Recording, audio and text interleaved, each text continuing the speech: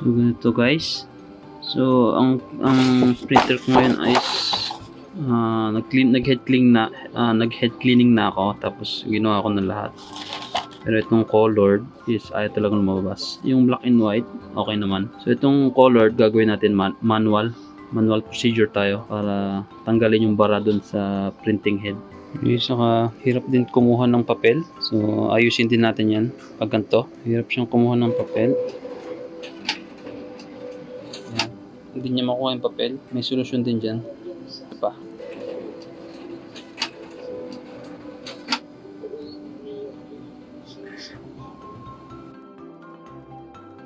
Okay nga pala mga kabayo, so ang pinakauna sa lahat, so lagi nyo i-off to or i-lock para hindi mag-spill yung ink. Yan. So lagi nyo, yan yung unahin nyo para hindi kayo matapunan ng ink. Okay? Okay mga kabayos, so ang inuuna kong tinatanggal is to. So tatanggal natin lahat. So itong case niya, lahat tatanggalin natin para mas mapadali tayong matanggal ito. So yung isang technique pala, bali ito, nakalock kasi ito. Itong cartridge niya, so nakalock, hindi mo siya maipunta din sa gitna para mag-free play siya. So ang gawin natin, i-power button on natin, tapos saka natin tanggalin yung power niya. So i-on lang natin na ganito. Tapos kapag gumalaw tong heads, saka natin tatanggalin yung power bigla. So i-on lang natin. Pag gumalaw yan. Yan. Pag gumagalaw yung heads, tanggalin nyo yung power. Tanggalin nyo yung power. So yan. Pagkatanggal nyo ng power, free play na to. Ito, yan. So free play na yan. Ganun lang.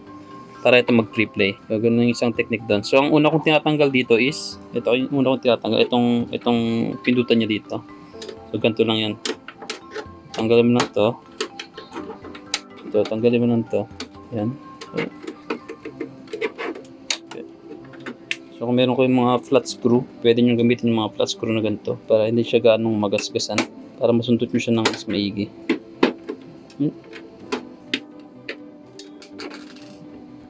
Okay, so tanggalan mo lahat yung mga gilid-gilid nyo to. Yan, matatanggal naman lahat yan eh. Yan, okay. Tapos wag nyo muna siyang iangat bigla kasi may flex dito sa ilalim. Ito yung flex sa ilalim. Huwag nyo iangat bigla. So bali, tanggalin nyo muna to, itong flex nya. Hilahin nyo lang siya. Yan. Ingatan nyo rin yan kasi mahalaga din yan. Tapos saka mo natanggalin to. Oops, nakadikit yung ano. So, may dikit pa tong flex. May dikit pa siya. Tanggalin nyo muna yan. And then, okay na. Tanggal natin. Ito yung pinakauna kong tinatanggal. And then, yung next ay yung sa likod. Okay. Sa likod naman. Okay. So, ang next na tinatanggal ko is yung sa likod. Okay. Okay. So, next is itong sa likod, balit. Itong nasa likod na to, yung tatanggalin ko muna. Okay? Ito. Tulong dito. Pwede balit yung screw ko. Tanggalin ko ng lahat.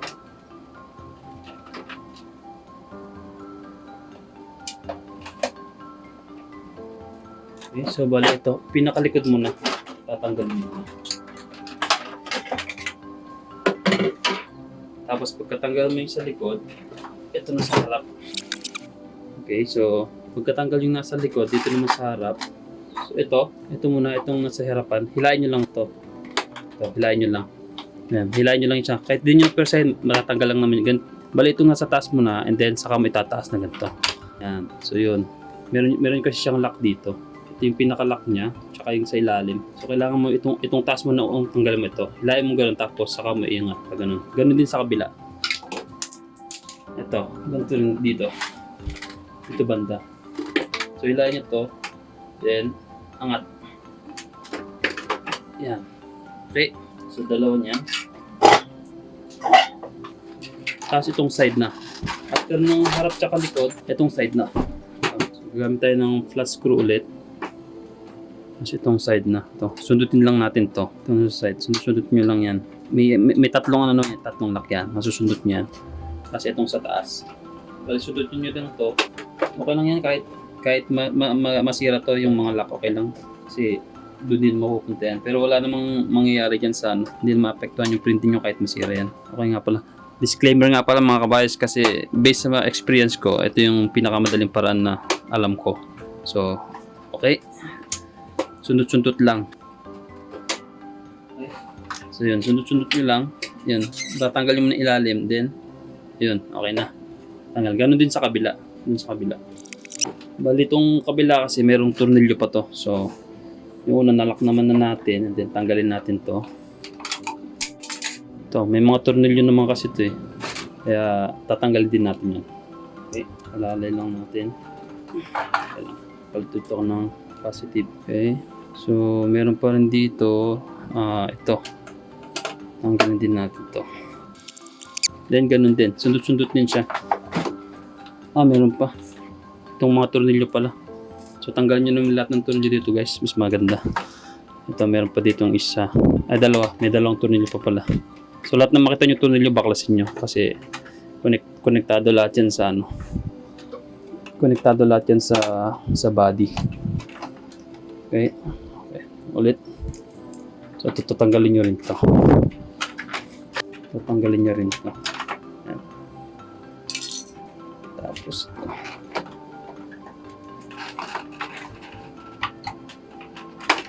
Ito. Tanggalin nyo rin ito. Okay. So, yun. Nakikita nyo rin sa loob. So, wala na. So, pwede nyo na ulit tanggalin. Okay. Palit ulit ng negative screw. Yan, tanggal ulit to. So pag tinanggal nyo po, mas maganda pagkatanggal nyo to, iangat nyo ng konti. Ingat nyo yung ang pagtanggal nyo paangat pa ganito. Paangat ha. Kasi pag ganun. Pag natanggal nyo tong tatlong lock dito, iangat nyo na pa ganito.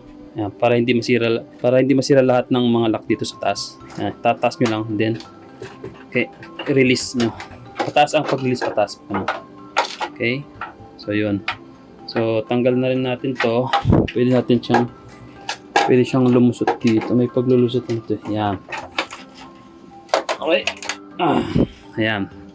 So, ang lock niya is andito sa taas. Andito sa taas yung mga lock niya. Kaya, pag tinanggal nyo, pag natanggal nyo tong tatlo, pagkatanggal nyo yan, ang pagtanggal, paangat, paganto. Paangat naman siya. Para itong mga lock niya hindi mabali. Okay? Itong mga lock dito. Para hindi mabali yan. Okay? Tapos, yun. Makita natin yung tornilyo. Meron dito tornilyo. Kailang. Pakita ko. So, ang mga tornilyo niya is ito. May tornilyo siya dito. At saka tornilyo dito. At saka doon sa likod. May isang tornilyo dito sa likod. May isang tornilyo dito eh. Ito. Tornilyo. So, tatanggalin din natin lahat yan. Okay? So, kailangan natin dito ng mahabang screw. Kasi, susundutin natin. Okay, so may tornilyo dito. Okay, dito rin sa kaliwa. May tornilyo rin dito. Ito. May tornilyo din dito. Okay, ngayon. After natin matanggal lahat ng tornilyo, pwede natin tanggal itong buong case niya. Pwede natin tanggalin. So, ganito yun. Iangat lang natin ito. Bali, meron pang isang tornilyo dito. Huwag nyo kakalimutan. Ito, may isang pang tornilyo dito mga kabayas ha. Ito. May isang pang tornilyo dito. Ito. Huwag nyo kakalimutan yan kasi pwede mabali yung lagayan nyo ng yung button nyo dito. Okay? Huwag nyo kalilimutan yan. Huwag nyo kalilimutan yan. Okay, ito. Huwag nyo kalilimutan yan. So yun, pwede natin siyang iangat. Okay? Pwede rin natin iangat. Tandaan nyo lang iangat kasi may mga lock pa rin yan. Okay? Pero yung mga lock niya okay lang yun. Hindi naman gaanong hirap. So, iangat natin lahat.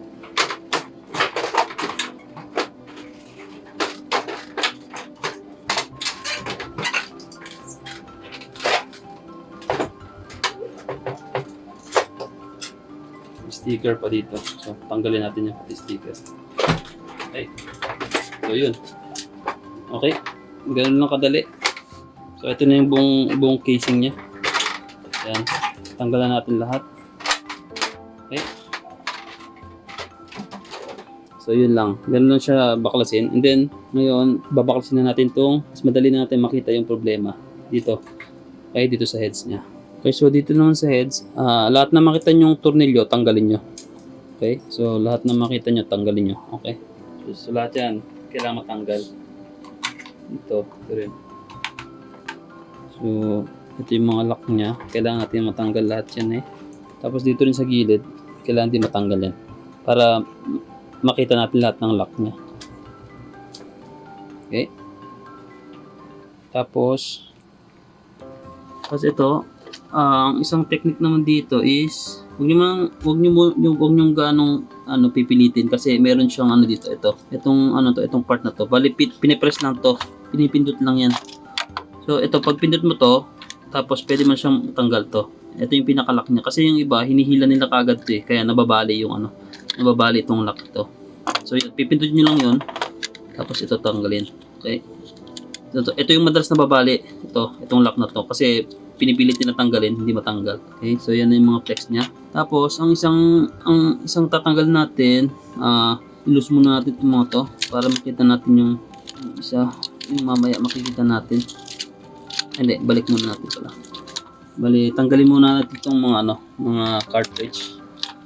Okay, tanggalin muna natin lahat isa-isa. Kaya, tanggalin natin isa-isa muna to. Hilain lang nito. Ito.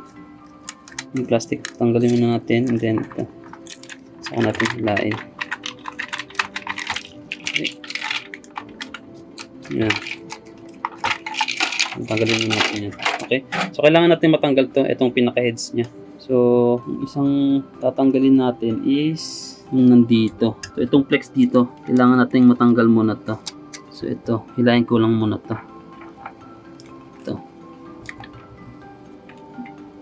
Ay, kamayin ko na lang. Ito, hilahin ko lang itong flex niya isa. Ay, ito. Itong flex na to. Yan, tanggalin ko muna to, tsaka ito. Itong dalawa. Kasi part yan ng ng PrintHead. Yeah, ang hirap ba. Hindi ko mapasok ang daliri ko. Yun. Okay, so part yan ng PrintHead. And then yung isa, ngayon, ito na yung isang mahirap na madalas nababalian ng lock. So nakatago yung lock nito, yung ito. Merong lock ito dito at saka lock dito. So ang lagi nababali yung andito kasi mahirap makita. So andito yan nasa gilid. Kung mapapansin mo dito, itong line na to, andito yung pinakalock niya. Okay, so silipin natin dito. Nakikita nyo ba? Kaya lang. So yun, nakikita nyo ba yung lock niya? Ano ba yan? Dito sa loob. Meron dito yun. Ayun, nakikita nyo ba yan? So ito yun guys, yung pinakalock niya. Yun. Andito yung pinakalock niya. Masisilip niya naman yan eh. So, andito yung pinakalock niya. And then, nakatago yun sa flex. Ito yung isa naman. Andito. Hindi ko makita. So, ang lock naman dito sa kabila is ito. Yan. Bali, susundutin nyo lang siya pataas ha. Yan. Bali, pataas nyo siya susundutin. Ang hirap ah. Hindi ko makita. Yun.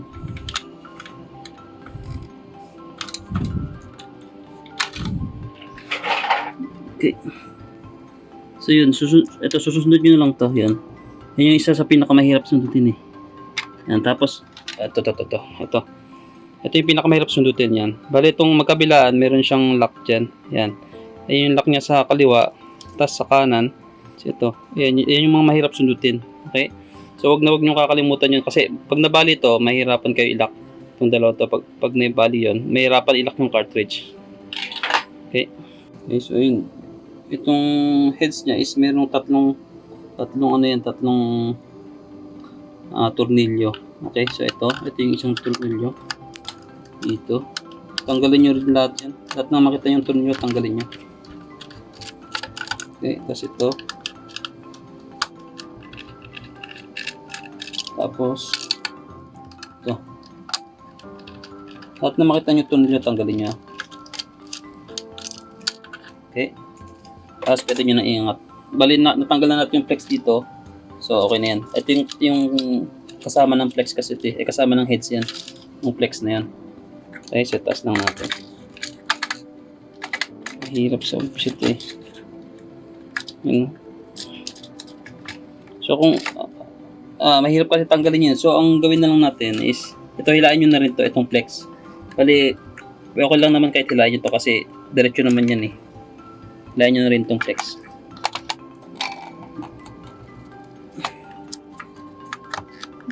Yun. Okay. So, hinila ko na rin itong flex kasi diretso naman para mas madali siyang iangat. Okay. So, ito na yung pinaka-join ng heads at saka dito sa board dito. Okay. So, tinanggal ko na yun para mas madali iangat ito. Itong heads niya. Ayan. Para mas madali iangat ito. Okay. So, ito na yung pinaka-heads niya. So, kailangan nating bugahan ng cleaner o kaya alcohol. Okay? Okay. Bale, linisin ko to sa part 2 kasi medyo matagal na yung pagbaklas.